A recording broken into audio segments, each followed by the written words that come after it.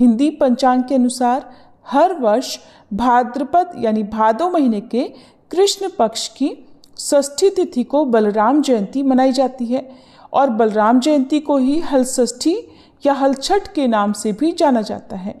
इस दिन महिलाएं संतान की दीर्घायु, सुख समृद्धि की कामना से व्रत रखती हैं और क्योंकि इस दिन भगवान श्री कृष्ण के बड़े भाई बलराम का जन्म हुआ था, इसीलिए इस उपलक्ष्य में बलराम जयंती मनाई जाती है।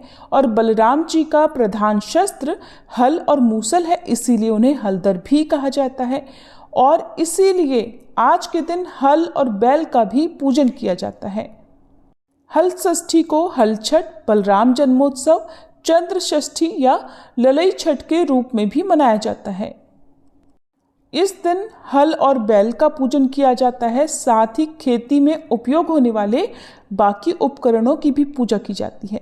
चलिए जानते हैं साल 2025 में बलराम जयंती कब है और इस दिन गोधूली मुहूर्त में विशेष पूजा आराधना की जाती है। तो गोधूली मुहूर्त क्या रहेगा, इस दिन क्या करना चाहिए, क्या नहीं करना चाहिए। साल 2025 में भाद्रपद मास के कृष्ण पक्ष की षष्ठी तिथि 14 अगस्त दिन गुरुवार को सुबह 4:24 से प्रारंभ होगी और षष्ठी तिथि का समापन होगा 15 अगस्त दिन शुक्रवार को सुबह तड़के 2:07 पर। ऐसे में इस बार हल षष्ठी का पर्व 14 अगस्त दिन गुरुवार को ही मनाया जाएगा। 14 अगस्त को सूर्योदय होगा सुबह 6:06 पर और सूर्यास्त होगा शाम 6:56 पर।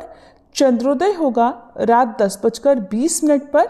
इस दिन ब्रह्म मुहूर्त सुबह 4:23 से 5:07 तक रहेगा और गोधूली मुहूर्त शाम 7:01 से 7:23 तक रहेगा।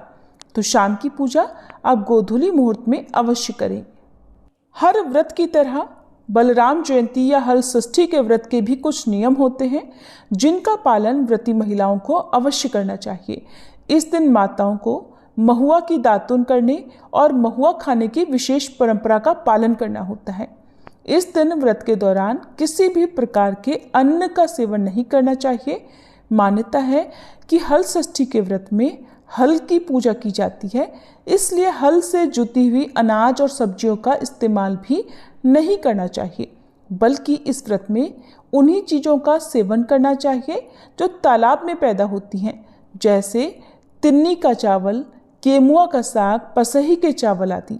इसके अलावा इस व्रत में गाय के दूध का या गाय के दूध से बना हुआ कोई भी चीज़ जैसे दही, घी, गोबर आदि तक का इस्तेमाल नहीं किया जाता है, बल्कि हल षष्ठी के व्रत में भैंस के दूध, दही आदि का प्रयोग किया जाता है। हल षष्ठी का व्रत श्री कृष्ण के जन्मोत्सव यानी जन्माष्टमी से ठीक 2 दिन पहले रखा जाता है, लेकिन इस बार साल 2025 में जन्माष्टमी भी 2 दिन मनाई जाएगी, 15 और 16 अगस्त को। इस व्रत को महिलाएं निर्जला और निराहार रहकर रखती हैं। इस दिन शाम के समय पूजा करने से पहले साफ जगह पर आटे से चौक पूरा जाता है और फिर झरबेरी, पलाश की टहनी, कांस की डाल को बांध दिया जाता है। फिर भैंस के दूध, दही, खोए आदि से पूजन किया जाता है। दीप जलाने के लिए भी भैंस के दूध का या तिल के तेल का प्रयोग किया जा सकता है। हलछठ देवी की प्रतिमा या कैलेंडर रखकर और गणेश भगवान जी की प्रतिमा चाहे तो मिट्टी से बनाकर या फिर धातु की प्रतिमा हो तो उनका पूजन करके उसके बाद हल षष्ठी देवी का पूजन किया जाता है।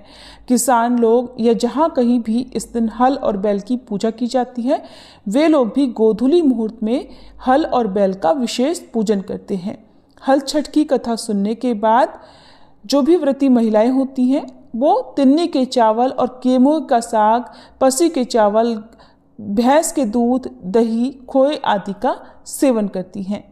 मान्यता है इस दिन व्रत रखने से और सच्चे मन से कथा श्रवण करने पर छठ माता संतान को हर संकट से बचाती हैं और उन्हें सुरक्षित रखती हैं।